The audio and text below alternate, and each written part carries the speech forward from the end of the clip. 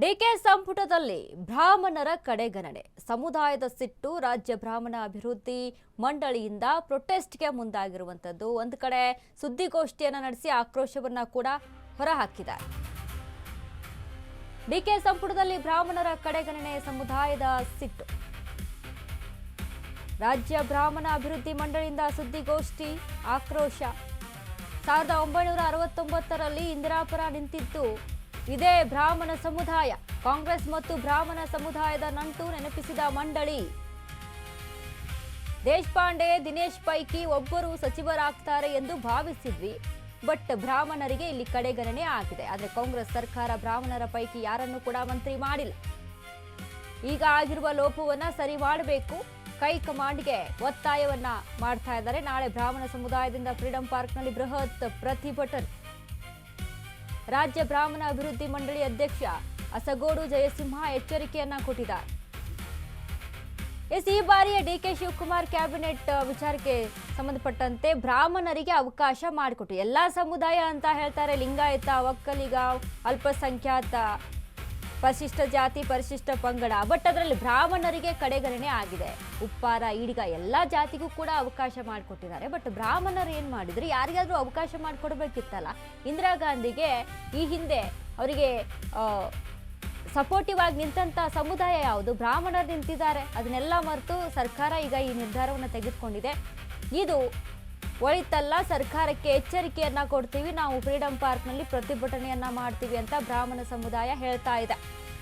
ನಾಳೆ ಫ್ರೀಡಂ ಪಾರ್ಕ್ನಲ್ಲಿ ಬೃಹತ್ ಪ್ರತಿಭಟನೆಗೆ ಮುಂದಾಗಿರುವಂತ ಬ್ರಾಹ್ಮಣ ಸಮುದಾಯ. ರಾಜ್ಯ ಬ್ರಾಹ್ಮಣ ಅಭಿವೃದ್ಧಿ ಮಂಡಳಿ ಅಧ್ಯಕ್ಷ ಅಸಗೋಡು ಹೇಳಿಕೆಯನ್ನ ಕೊಟ್ಟಿದ್ದಾರೆ, ಎಚ್ಚರಿಕೆಯನ್ನ ಕೊಟ್ಟಿದ್ದಾರೆ. ಬ್ರಾಹ್ಮಣರಿಲ್ಲದ ಸಂಪುಟ. ನಾನು ಕೇಳ್ಕೊಳ್ತೀನಿ, ನಮ್ಮ ಸಮುದಾಯದ ಹಿರಿಯ ನಾಯಕರಾದ ಆರ್ ವಿ ದೇಶಪಾಂಡೆಯವರು 9 ಬಾರಿ ಶಾಸಕರಾಗಿದ್ದಾರೆ. ಮತ್ತೊಬ್ಬ ನಾಯಕರಾದ ದಿನೇಶ್ ಮಾನ್ಯ ಮುಖ್ಯಮಂತ್ರಿ. ನಮ್ಮ ಸಮುದಾಯದ ಹಿರಿಯ ನಾಯಕರಾದ ಆರ್ ವಿ ದೇಶಪಾಂಡೆಯವರು 9 ಬಾರಿ ಶಾಸಕರಾಗಿದ್ದಾರೆ. ಮತ್ತೊಬ್ಬ ನಾಯಕರಾದ ದಿನೇಶ್ ಗುಂಡೂರಾವ್ ಅವರು 6 ಸಲ ಶಾಸಕರಾಗಿದ್ದಾರೆ. ಅವರಿಬ್ಬರಲ್ಲಿ ಒಬ್ಬರು ಸಚಿವರಾಗುತ್ತಾರೆಂದು ನಮ್ಮ ಸಮುದಾಯ ಭಾವಿಸಿತ್ತು. ಯಾಕೋ ಆ ನಿರೀಕ್ಷೆ ನಿಜವಾಗಲಿಲ್ಲ. ಕಾಂಗ್ರೆಸ್ ಪಕ್ಷವು ಬ್ರಾಹ್ಮಣರ ಅಭಿವೃದ್ಧಿಗೆ ಪೂರಕವಾಗಿ ಕೆಲಸ ಮಾಡುತ್ತಿರುವುದನ್ನು ಸಮುದಾಯ ಗಮನಿಸುತ್ತಾ ಬಂದಿದೆ. ಈಗ ಆಗಿರುವ ಲೋಪವನ್ನು ಸರಿ ಮಾಡಬೇಕೆಂದು ನಾವು ಕಾಂಗ್ರೆಸ್ ಹೈಕಮಾಂಡನ್ನು ಮತ್ತು ಸ್ಥಳೀಯವಾಗಿರುವ ಎಲ್ಲ ನಾಯಕರನ್ನು ಆಗ್ರಹಪೂರ್ವಕವಾಗಿ ಒತ್ತಾಯ ಮಾಡುತ್ತೇನೆ ಮತ್ತು ಪ್ರಾರ್ಥಿಸುತ್ತೇನೆ. ಒಂದು. ಎರಡನೇದು ಅಂತಂದರೆ, ಬ್ರಾಹ್ಮಣರ ಸಮಾಜಕ್ಕೆ ಭಾಳ ಗೌರವದಿಂದ ಪಕ್ಷದಲ್ಲಿ ಯಾವತ್ತೂ ಕೂಡ ಯಾವ ಬಾರಿಯೂ ಕೂಡ ಮಂತ್ರಿಮಂಡಲದಲ್ಲಿ ಒಬ್ಬರು ಇದ್ದೇ ಇರ್ತಿದ್ರು. ನಿಮ್ಗೆ ಗೊತ್ತಿದೆ, ಹೆಲ್ತ್ ಡಿಪಾರ್ಟ್ಮೆಂಟ್ಗೆ ಭಾಳ ದೊಡ್ಡ ಬದಲಾವಣೆ ಮಾಡಿದರು ಬಂದಾಗ. ನಿಗರ್ವಿ ಮೊನ್ನೆ ಈಗ ಅವ್ರಿಗೆ ಕೊಡ್ತಾರಂದ್ರೆ ಅವರಿಗೂ ಕೊಡಲಿಲ್ಲ.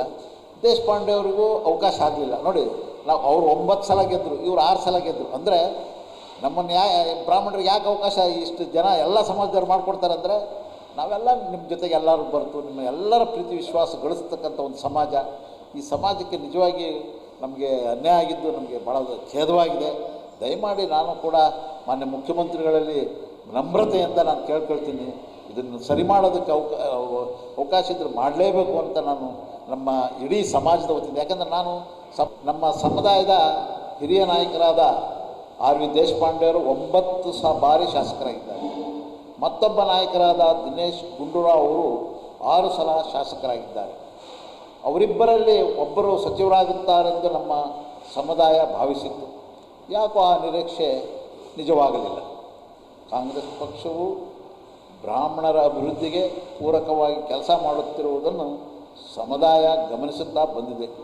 ಈಗ ಆಗಿರುವ ಲೋಪವನ್ನು ಸರಿ ಮಾಡಬೇಕೆಂದು ನಾವು ಕಾಂಗ್ರೆಸ್ ಹೈಕಮಾಂಡನ್ನು ಮತ್ತು ಸ್ಥಳೀಯವಾಗಿರುವ ಎಲ್ಲ ನಾಯಕರನ್ನು ಆಗ್ರಹಪೂರ್ವಕವಾಗಿ ಒತ್ತಾಯ ಮಾಡುತ್ತೇನೆ ಮತ್ತು ಪ್ರಾರ್ಥಿಸುತ್ತೇನೆ.